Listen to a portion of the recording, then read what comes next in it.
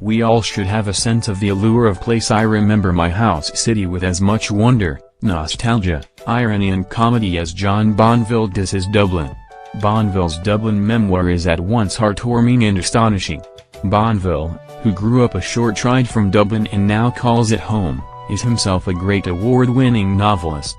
Awarded the revered Man Booker Prize and a plethora of others, his famous 16 books put him nicely among the many Dubliners who are also world-famous writers.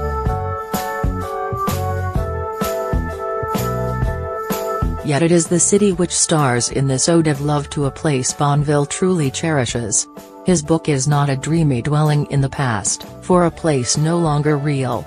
Rather, as he recounts, the past is dreamlike in the sense that it buoys up the present, like a balloon. As we walk with him, for Dublin is above all a walkable city, we discover the story behind oddly named streets and buildings, strange markings, literary references, secret parks and other special places of his great town. For instance, he fondly remembers going downtown, to the broad O'Connell Street, where the 1916 Uprising Post Office stands. It is on this street, too, he recalls his reminiscences of Nelson's pillar, blown sky-high by the IRA one quiet day in 1966. It is compelling because he traces why Lord Nelson was put high up over Irishmen, and how his disembodied head came to dwell in an archive not far from where it once stood. Now there is a great dart in the pillar's place. Another story. Strange indeed are the recollections of the former Wexford County Library, where he waxes almost poetic about its crenellations, its once beloved and perfumed librarian, and his many sensory impressions of its vast halls and shelves. The library is gone from that enticing building now. He is not stodgy, however, and praises its new modern facility some walk away.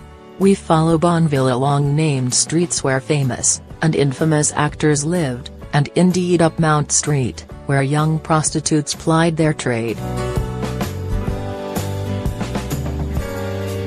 You almost wish you could carry this book with you if you visit Dublin. First and most impressive are well-selected photographs by Paul Joyce, a respected filmmaker and of course professional photographer. When Bonville tells of the history of Bagatonia district, once a castle and now an area of Dublin replete with history, Georgian buildings and odd connections, we see just enough through Joyce's photo to entice us along. The reader will enjoy Bonville's recollections of Phoenix House, its government connections, and the American ambassador's residence at Deerfield. Strange, too, to note how his memory of the reception at the place is his observation that one IRA bomb would have killed all the contemporary writers of Dublin, had one gone off there. How wonderful to join with someone who loves his city. Just as Orhan Pamuk makes you yearn for Istanbul, so Bonville makes his Dublin forever ours, too.